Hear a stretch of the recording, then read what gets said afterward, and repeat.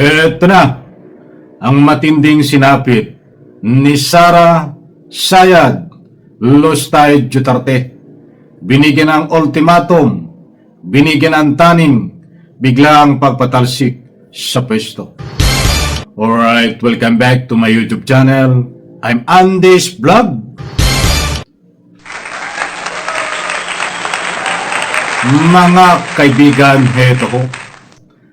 Mainit-init pa dahil sa mga na-discover sa pamagitan ng ebidensya laban kay Sara Sayad Lustay Duterte.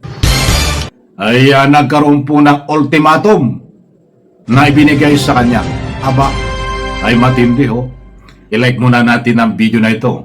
Kung nagustuhan nyo po, please subscribe my YouTube channel. Mga kaibigan, heto. Magugulat kayo dahil binigyan nun ng ultimatum taning sa pwesto itong si Sara Sayad Lustay Duterte. Aba, ay hindi na po tayo magtaka. Yung mga didilis, umiiyak ho dahil ang kanilang pinapanginoon na si Sara Sayad ay ito na ho ang sinapit. Kapit, mga kaibigan, ibabahagi ko po sa inyo. Kapag mayroon kayong pagkakataon, samahan niyo po ako. Panuorin hanggang dulo ang vlog na ito. At nang sa ganon, lubos po nating maunawaan. Heto, aba, gusto ko munang kunin ang inyong panig. Pabor po ba kayo na itong si Sara Sayad Lustay Duterte ay patalsikin sa pwesto o any reaction sa comment section? Inaanyayahan ko po kayong magbigay ng anumang public opinion. Eto, ibabahagi ko po sa inyo, mga kaibigan, pakinggan po natin, magtindi ho ito. Eto. Sinusulong ng lamang pamatas na sa ilalim sa kustodiya ng Kamara si Ramil Madriaga. Siya yung nagpakilalang bagmano-mano ni Vice President Sara Duterte. Live mula sa Batasang Pambansa, nangunguna sa balita si News 5 House Correspondent Marian Enriquez. Marian, bakit gustong ilipat ng kustodiya sa Madriaga?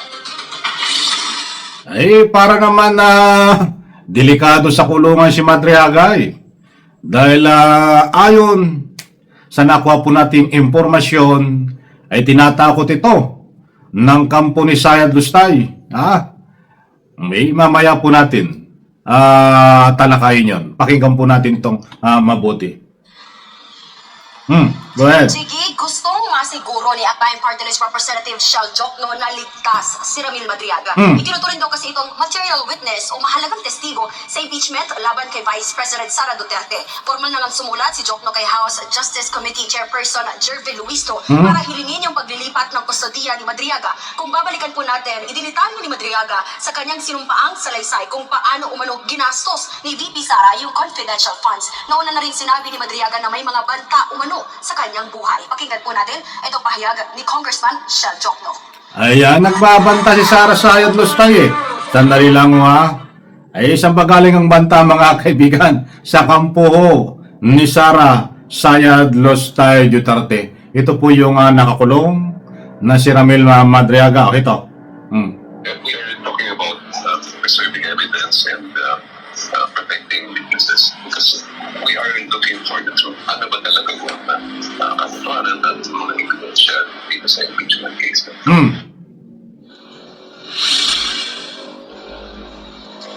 Sige, sa isang pahayag naman, muling iginiit ng abogado ni VP Sara na si Attorney Paulo Palema na gusto nilang manatiling buhay si Madriaga. Material witness lang daw siyang maituturing sa pagbunyag na pamumulitika lang talaga ang motibo ng impeachment. Nauna nang sinampahan ni VP Sara ng reklamong perjury si Madriaga dahil sa pagsisinungaling umano nito sa kanyang affidavit. Samantala, Jiggy, maliban nga dun sa paglilipat ng kustodiya ni Madriaga, pinasasabi na rin ni Jokno yung ilang mahalagang dokumento. Kabilang na nga po riyan yung Statement on Assets, Liabilities, and Net Worth o SALN ni VP Sara at bank records. Sinigundahan din po yan ng iba pang mga kongresista itong motion nga ni Jokno. Nako, ay yung bank record ho.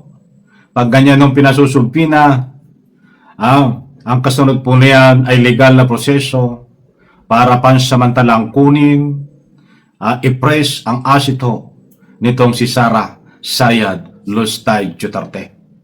sina ML Party List Representative Leila De Lima, Akbay Party List Representative Percy Sendanya at Dinagat Islands Representative Kaka Bag-Out.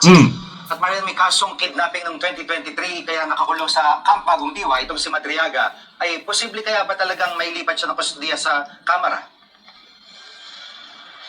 Go. Yes, JG, pwede nga pong gawin yan dahil ganito rin yung siste. Kung maalala po ninyo, noong Quad Committee hearings, tungkol nga po yan dun sa extrajudicial killings, pogo at illegal drugs. Inilipat po yung kustodiya sa Kamara, yung dalawang inmate na sina Fernando Magdadaro at Leopoldo Tan. Umamin po sila sa pagpatay ng umano'y mga dayuhang drug lord noong August 2016 sa Davao Prison and Penal Farm. May iba pang naging halimbawa si Congressman Jokno. Narito po ang kanyang pahayag. Matindi ho ito mga kaibigan. Pera ni Sara Sayad, kukunin pansamantala kapag gumugulong na ang impeachment. At marami pang iba mga kaibigan. Kasunod doon ito, ang ultimatum taning para sa pagpatalsik kay Sara Lustay Duterte. Ito po. Yung mga naging testigo noon sa kwentong pediling na humarap sa Senado, may mga humarap na mga witnesses at whistleblowers. Nilagay sila ng kustodiya ng Senado. Ang pinabantay sa kanila, kung maalala ko ay yung NBI. Good. Marian, sa Lunes, mapapaso ng deadline kay VP Sara para sagutin ang impeachment complaints. Nagsumiti na ba ng mga pleadings ang vice? Nako.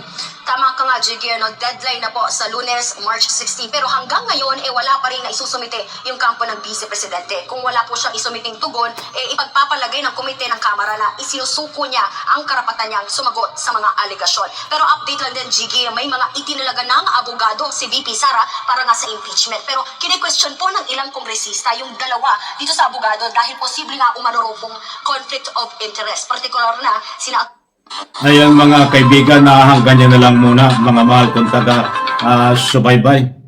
Maliwanag po, hindi po tayo nagpapakalat ng anumang fake news dito. Nandyan no, sa binahay ko po sa inyong balita, pinag-usapan diyan ang pera ni Sara Sayad Lustay, pwedeng i-praise kapag gumugulong na ang impeachment. Alam ko, diyan sa Senado yan, magaganap. At siyempre, ito ho, binigyan ng deadline itong si Sara Lustay Duterte na hanggang Lunes na lang, March 16, tungkol dito sa pagkatalsik sa kanya. Muli kong inuulit, deadline March 16 na ibinigay ho kay Sara Sayad Lustay Duterte upang sagutin ang dapat sagutin. Aba, hala ka, Sara Sayad. Kailangan mo sagutin yan. Saan mo dinala ang napakaraming pera? Saan mo dinala ang ninakaw mo di umano na napakaraming pera? But anyway mga kaibigan, abangan po natin ito. Kung sasagot si Sara Sayad Lustay Duterte. At siyempre, kapag hindi ito sumagot daw di umano, ayon po sa nakuha nating informasyon. Kapag hindi siya sumagot sa dapat niyang sagutin, ay tuluyan na pong mapapadali ang kanyang pagpapatalsik sa pwesto sa pamagitan na madaling pagulong ng impeachment. Diyan po sa Senado, diretso, walang makakahadlang. Kaibigan, alam ko, nakuha nyo ang gusto kong ipunto. Isang like, isang share sa video na ito. Maraming salamat po.